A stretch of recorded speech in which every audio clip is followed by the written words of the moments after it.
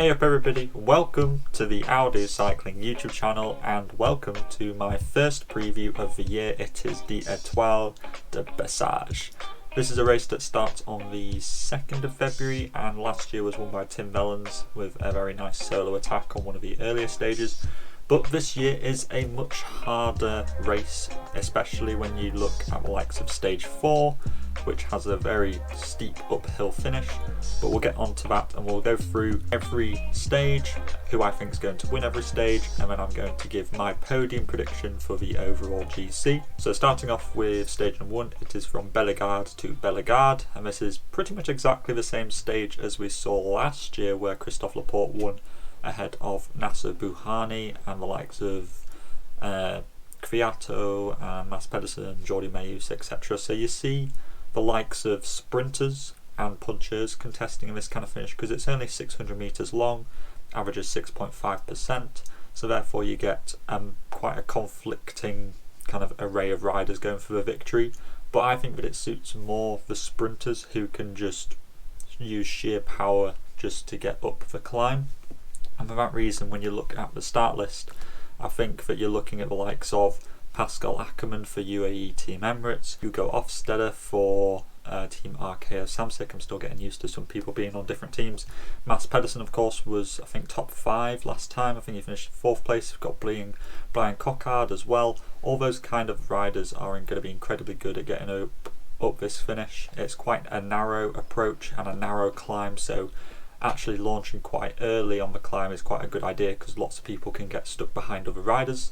For that reason, I think that UAE Team Emirates seem like a quite good outfit for this, and I think that Pascal Ackermann will win this.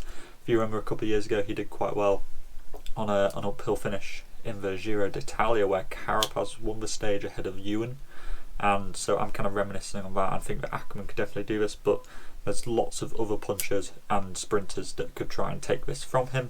But I'm going to go with Ackermann for stage 1. Stage 2 is quite kind of similar to stage 1 in that it still has an uphill finish. The day is a bit harder because it contains some other climbs that are 4 kilometres 5%, but it finishes with 1.6 kilometres at 6.3%. So this is much longer than the previous stage 1 up to Gard. So you'll probably see that this is more for the punchers and the sprinters will not be contesting this. So I think this will start to shape some of the GC battles, but Kwiatkowski is going to be a strong option here. Ben Tullet's going to be a strong option, so some of the more GC guys like Mollema, Frank Bonamore, Diego Ulissi. But I think the person who's going to win this stage is actually going to be Jesus Herrada, who usually starts the season off quite well. I think I remember him doing quite well at the Tour de Provence last year.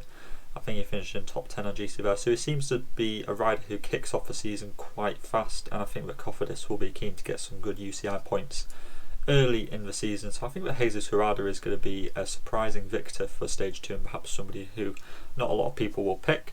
Stage 3, because we're going to have had some sort of a GC battle on stage 2, my guess is that a late attack will go on the second to last climb, the Col du Tleris, which is about 10 kilometres from the finish line, and then you have about 5 kilometres of descent, and then you have 5 kilometres of flat. I think that a couple of riders, maybe 2 or 3, will get away on that final climb who aren't a GC threat, and they will fight out the victory. I think that a rider who suits this very well, who will get over that climb, is Alberto Bettiol, but I'd expect some other TT riders to get away with him, so somebody who to look out for would be Rune Herregodts of the Baloise Vlaanderen team. He would be another good option. Maybe Valgren if it's not going to be Bettiol, then Valgren, or maybe like Magnus Cort Nielsen.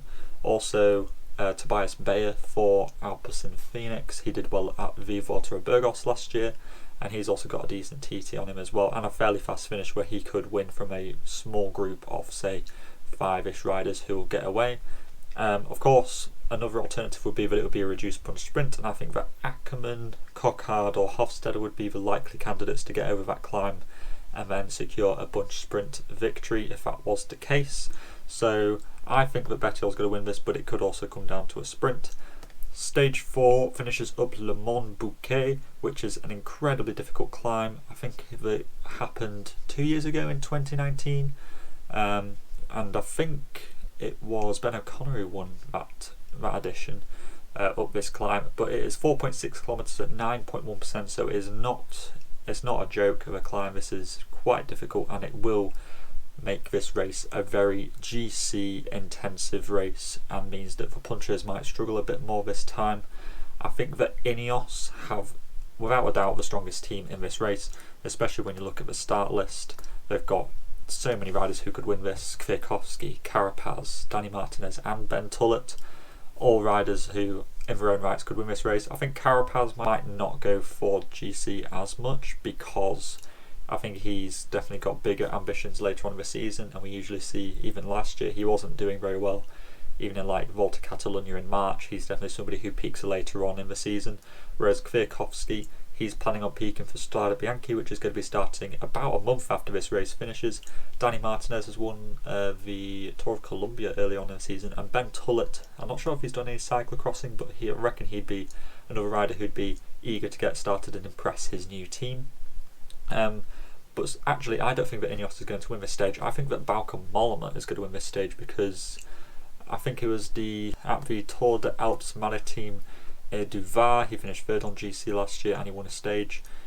He also came sixth in GC at the Tour de la Provence, but he didn't too well at this race last year. I think that Mollema's going to start this season quite strongly, and I think that he could be an option to really upset this Ineos kind of dominance that seems to be formulating in this race. So I'm going to go with Mollema, but he will face competition from Kwiatkowski, Martinez, Tullet, maybe also from Ulissi. Thibaut Pinot could make a comeback.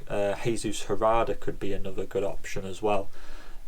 Maybe even like Jay Vine, who's kind of preliminary on the start list. Frank Bonnemore could be a surprise. We saw him doing well at that climb to Tignes, where Ben O'Connor won the Tour last year. But I think, yes, Mollema for stage 4.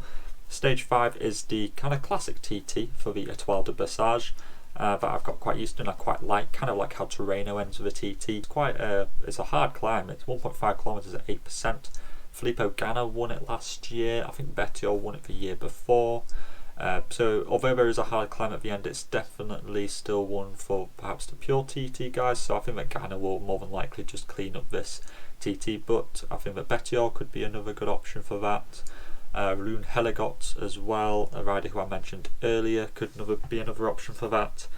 Maybe even like Kwiatkowski usually posts a top 10 in this as well, and maybe even Danny Martinez, who has done incredibly good TTs in the past, but Ganna more than likely will be the rider who wins stage 5. Upon looking at all this, I think that my podium for this race, rather surprisingly, I don't think Ineos are going to win this. I think that Bauke Mollema is going to win the Etoile de Besseges after just doing okay on the first few punchy finishes, but winning on stage 4 and also doing a pretty solid TT on the final stage 5. But I think that Michał Kwiatkowski will finish in 2nd place, and then I think that Jesus Herrada will finish in 3rd place.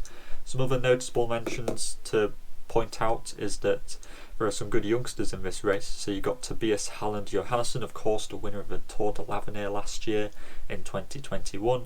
He is no joke and could very well finish in the top 10 in this race, so keep an eye out for him.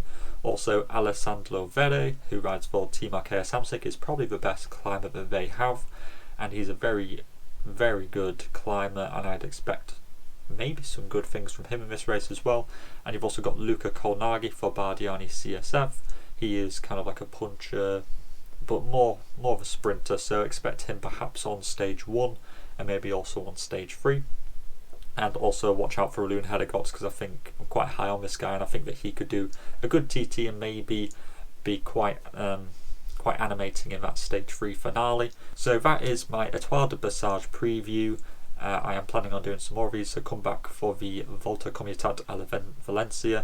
I'll also try to do one for UAE Tour, Tour de la Provence, so I'm going to try to do lots of previews early season, and all that's left to say is to keep your mask on, stay safe, and I will speak to you in the next video. Salut!